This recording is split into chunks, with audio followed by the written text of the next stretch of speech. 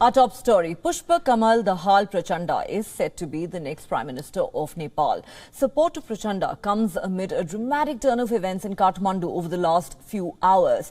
Prachanda walked out of the Nepali Congress-led five-party alliance after Prime Minister and Nepali Congress President Sher Bahadur Deuba rejected his bid to become the Prime Minister in the first round. Deuba and Prachanda had earlier reached a tacit understanding to lead the new government on a rotational basis. The alliance broke at the last minute as talks between Deuba and Prachanda fell through.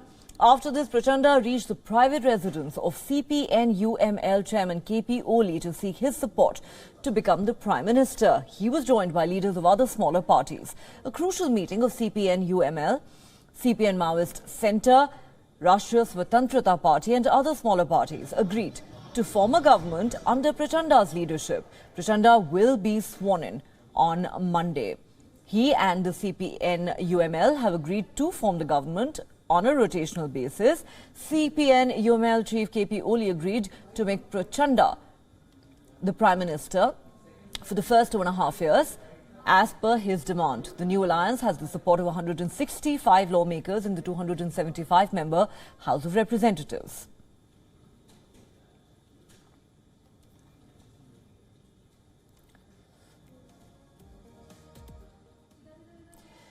For more on this story, let's now go across to our correspondent Saloni Murarka, who joins us from Kathmandu.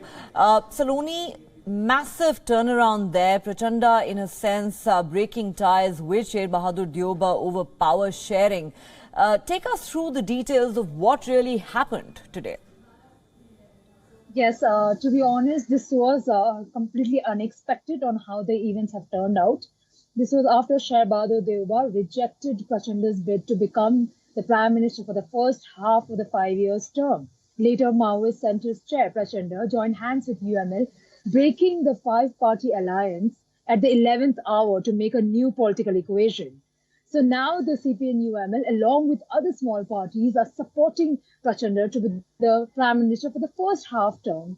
And they have come down to the conclusion under the power sharing deal that CPN-UML will take the claim for the President and the House Speaker, while the second half of the 5 years term will be led by KP Sharma Oli.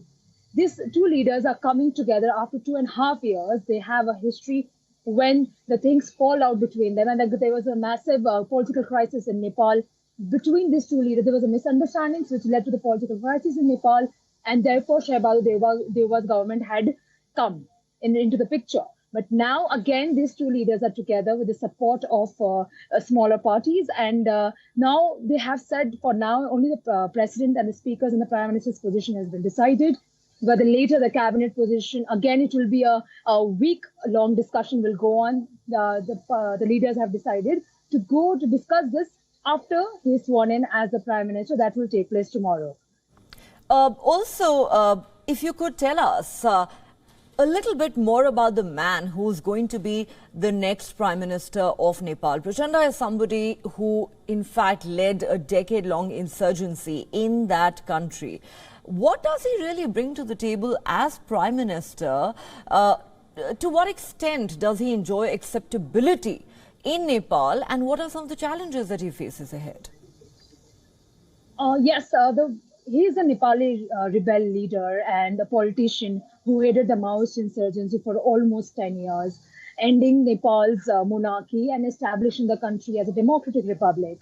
But this is the one party that he is leading that has never been in an opposition. Prachanda would always likes to be in the, and like every other leader, would want to be a part of the ruling government. And one thing is to be noted here is that the smaller parties who are supporting Prachanda, there's one party who is pro-monarchy, while at the same time Prachanda's party is the one that ended the monarchy in this country. So this coalition has not been formed on the basis of ideology. That is clear here. But CPN-UML leader KP Sharma Oli and Prachanda do share they are on the same page when it comes to foreign policy and foreign affairs, on dealing with our neighbors. These two leaders are on the same page on the if we talk about in the foreign policy agendas. On the later in the later coming years, we'll have to see, because in Nepal the politicians, they change their stance by every minute. which literally interests their needs. So, of course, there will be some challenges coming up because this is the same government that was formed. This was the large government was headed by these two leaders, and the outcome was not very well for the country.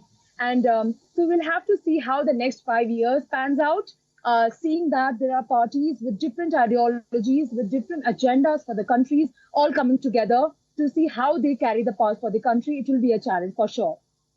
Saloni Murarka, thanks so much for getting us all those details from Nepal.